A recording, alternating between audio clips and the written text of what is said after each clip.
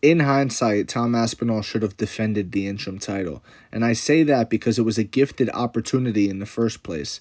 Jon Jones pulled out of UFC 295 against Stipe, and the UFC was scrambling for a main event for their Madison Square Garden card, which is their flagship event of the year. Had he defended his interim title, he would have stayed active and stayed true to himself. If you look at his record, you'll see the timing of his fights. He kind of likes a quick turnaround. He doesn't like long layoffs, but yet he waited for Jon Jones. He was hoping the UFC would allow him to cut the line and skip over Stipe, who's a legend. And the UFC thankfully didn't allow for that, because not for nothing, if Tom Aspinall was where Stipe is, I don't think Tom would like that very much. The golden rule, folks, put yourself in other shoes. And Stipe was online. Stipe was getting ready to fight Jon. Jon pulled out. Stipe's like, nah, why would I fight this guy for an interim title? I was getting ready to fight Jon. I was signed to fight Jon. The UFC says, you know what, you're right. We're going to make it right. You guys are going to have your fight. Two legends. Longtime fans know you. New fans of the sport that, latched on to Tom Aspinall don't really know these guys. But the longtime fans that have been here and have been supporting the UFC, we absolutely do know Jon Jones and Stipe, and that fight was very important for legacy. And it's a shame that the narrative has been so skewed in favor of the Tom Aspinall fans. They basically spun a narrative that Tom was being avoided and all this stuff, and that's cute, but I think what we saw at UFC 321 shows us that's not the case. Tom Aspinall is human. He's not this Mike Tyson-esque Muhammad Ali, the next Muhammad Ali. Michael Bisping was saying that blasphemy. The truth is, y'all hate Jon Jones. Y'all thought, oh wow, he beat Sergey Pavlovich in round one with a knockout. He could do that to Jones. Give him Jones.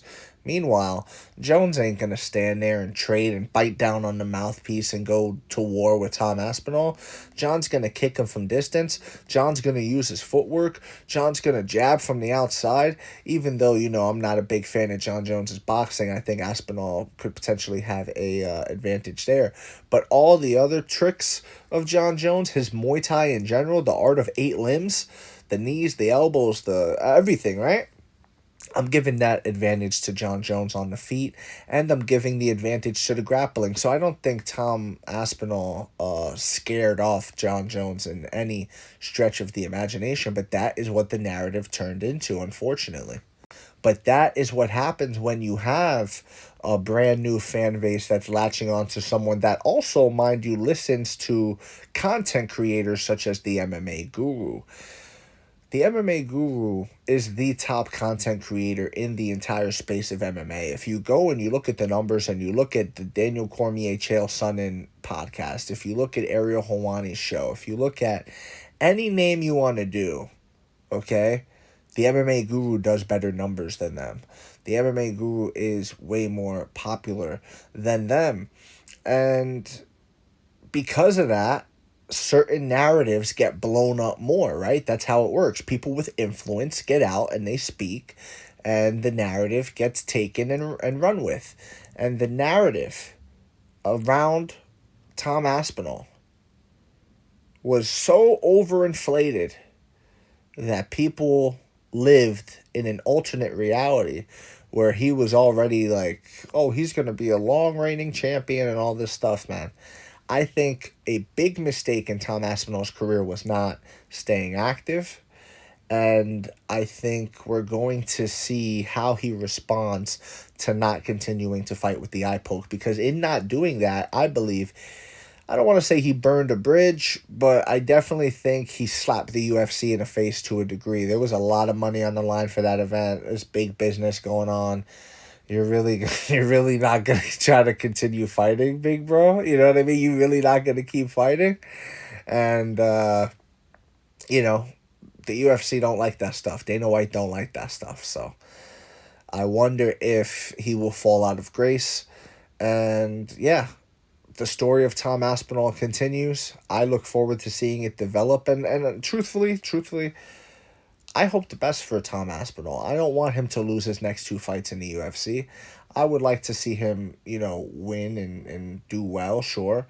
But what I don't want to see is new fans of the sport who latch on to a fighter try to rewrite history and retell the story because it suits their narrative and it suits their guy and it colors him in a positive light. When the reality is, Tom Aspinall cut the line after that gifted interim title opportunity at UFC 295. He tried to cut Stipe in line, and that wasn't cool. And a lot of you guys that weren't fans at the time of Stipe's rise, you guys act like, oh, what's the big deal? What's the big deal? No, dude, there's a order. There's a pecking order in this sport, like there is with any sport. And if I had to give you NBA terms, it would be like you guys supporting, I don't know, Jaylen Brown from the Celtics over a guy like LeBron James. It just doesn't make any sense. And honestly, not even that, because at least Jaylen Brown's a legitimate champion. Tom Aspinall is not even a legitimate champion, you know what I'm saying? He was gifted an interim opportunity. So, and then they just made him undisputed because John retired. But even then, John wasn't legitimate champion. It was Francis, and Francis left, so there's that. There really hasn't been a legitimate UFC champion since Francis. But let me know what you guys think in the comments below, whether you agree or disagree. It does not matter. Just join the discussion, subscribe for more, and leave a like if you enjoy the time spent. Thank you. You are all appreciated.